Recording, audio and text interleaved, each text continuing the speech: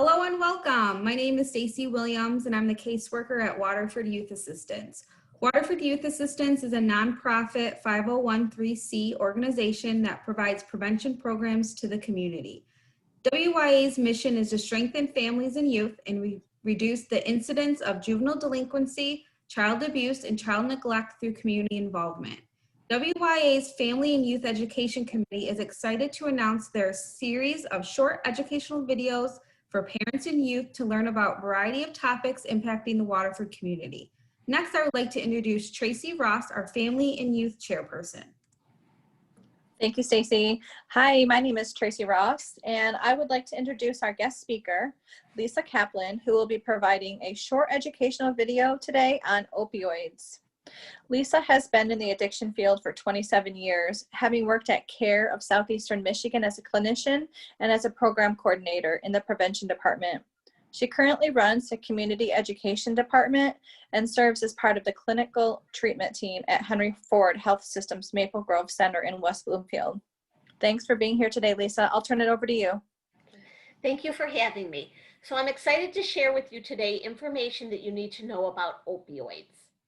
So opioids are the class of drugs that we know of as pain pills and heroin, but we'll get to that in just a moment. I want everyone to know that opioid addiction can happen to anyone. It doesn't matter if you're young or old, rich or poor, black or white, educated or uneducated. It crosses over all boundaries. So it could happen to any one of us. And opioids have always been present in our community, but awareness has increased because use has increased. And all drugs are equal.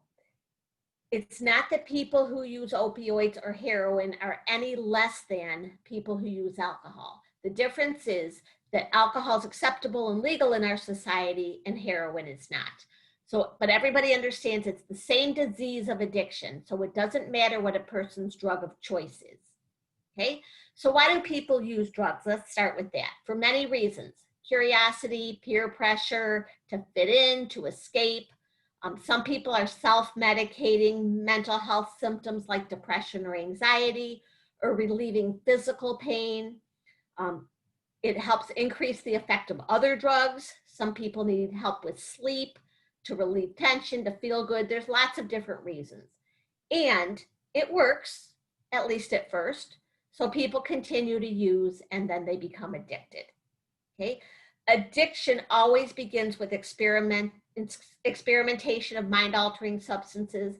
And I'm here to tell you that most addicts do not start out with opioids or heroin. Most addicts start out with what we call the gateway drugs of tobacco, alcohol, and marijuana. Okay? But sometimes what happens in some people is it progresses to the use of prescription drugs, which are the second most common drug used after marijuana in young people. So we're talking about prescription drugs like Adderall, Ritalin, Xanax, Valium, Vicodin, OxyContin, oxycodone, Percocet. And people think that these drugs are safe because they are prescribed by a doctor. And the problem is that some people use them for non-medical purposes. So how do they get them? Well, let's talk only about opioids for today, but they get them when teens have their wisdom teeth extracted. Their friends come over and bring them ice cream and say, hey, you know, I'm here to visit you. And before you know it, the pills are gone. Okay. People get it from their parents and grandparents' medicine cabinets and the medicine cabinets at the homes of their friends. Open houses, anybody who sells a house, people come in, they may ask to use the bathroom, they clean out the cabinet, you come back at the end of the day, your pills are missing and you have no idea who's been in your house. But that's a common way for addicts to get drugs. Another is online. You can order online and you can have drugs delivered to your home. And drug dealers, people you know can make home deliveries. So prescription opioid medications, which are the class of pain pills, are very expensive. On the street, they can go for as much as $80 a pill. So who's got that kind of money? Really nobody. So when these drugs become too costly or unavailable, people often turn to heroin. Okay, heroin is cheap and easy to get. It can be injected, smoked, or sniffed. And people who use will develop a physical dependence with consistent use over a short period of time. So why would someone need to switch from prescription drugs to heroin? It's because if they are addicted to prescription opioids and they stop using, they will become very, very ill. They will have uncomfortable withdrawal symptoms like shakes, nausea, sweating, nervousness, and so much more. It's more than the worst flu that you've ever felt. So nobody wants to feel that way. So what do? They find an alternative. And if pills are not available to them, heroin may be. So what are some signs of opioid use? Euphoria, drowsiness, impaired mental functioning, slowed down respiration, constricted pupils, itching, flushed, irritated skin, and so much more. But there's also signs of an overdose that people need to be aware of, and that's when the breathing is so slowed down, the pupils are pinpoint, the skin is clammy, people may have convulsions and go into a coma. Okay, pretty scary. So some signs of drug use that people need to be aware of, and this is not just opioid use, this is really any drug use, but they are in no particular order: a change in sleep habits, appetite, energy level or motivation, a change in mood and personality, friends change, activities, jobs, job performance changes. People have unusual financial problems. They sell items.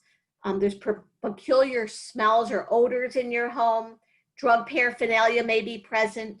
People use eye drops. Their speech is slurred. They may be deteriorating in their physical appearance and hygiene.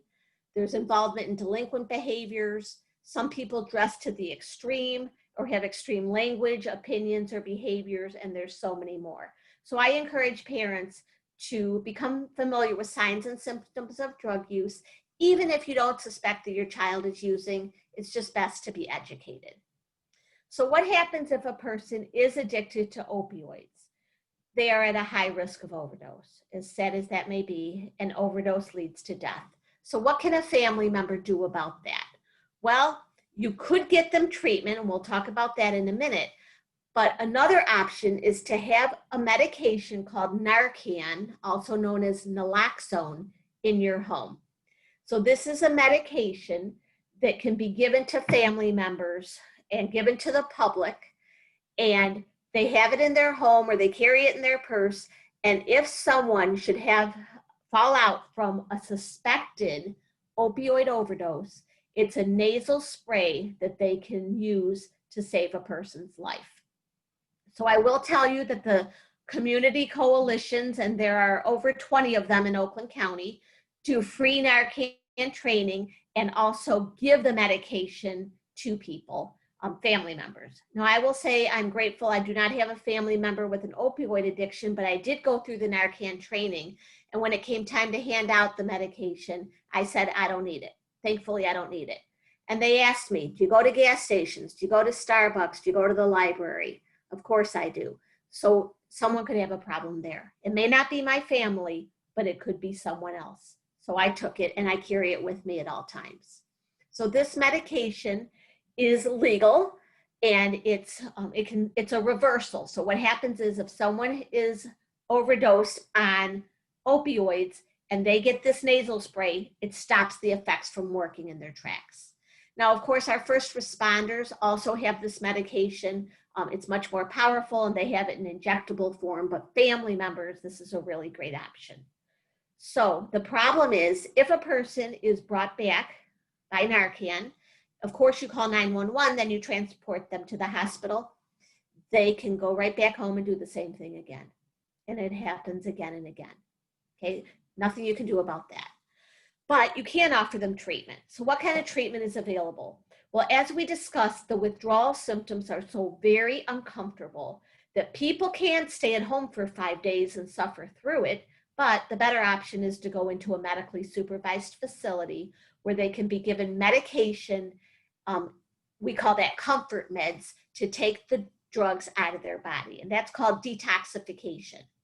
So although it is no picnic to detox, it can be made easier if someone's in a medically supervised facility such as Maple Grove Center. So what we do is we use comfort medications to handle the symptoms and make it more tolerable to people. But going through detox is not enough. People need to learn how to live a life drug-free. So there's inpatient treatment for adults ages 18 and up, and there's outpatient treatment for adolescents and adults. So people who don't know where to begin, if you have insurance, a good starting point is to have an evaluation done by a therapist at Maple Grove Center. People who don't have insurance, they can get help as well through the county that they live in. If they have Medicaid or they're indigent, the county has funding available to help people to get into treatment. So everybody who wants help can get help. But treatment is not enough. After treatment is complete, there's support groups and there's other programs that people need to participate in for life, because the disease of addiction is not curable. It's a chronic progressive illness, but it is successfully treatable and there is hope. So what I want to leave you with is that we all know people who are in long-term recovery from opioid addiction. They're our neighbors, our friends, our family, our friends' parents, our doctors, our teachers. We just don't know that they're in recovery because they haven't told us. But I want to leave you with the fact that there is hope and people can lead a very healthy, happy, long, productive life, even though they've had a history of opioid addiction. Thank you. Thank you, Lisa, for your presentation. It was a quick introduction to a subject that requires much more time. We hope the information was helpful for you. For more information on our upcoming video series, please visit our website at www.waterfordyouth.assistance.com.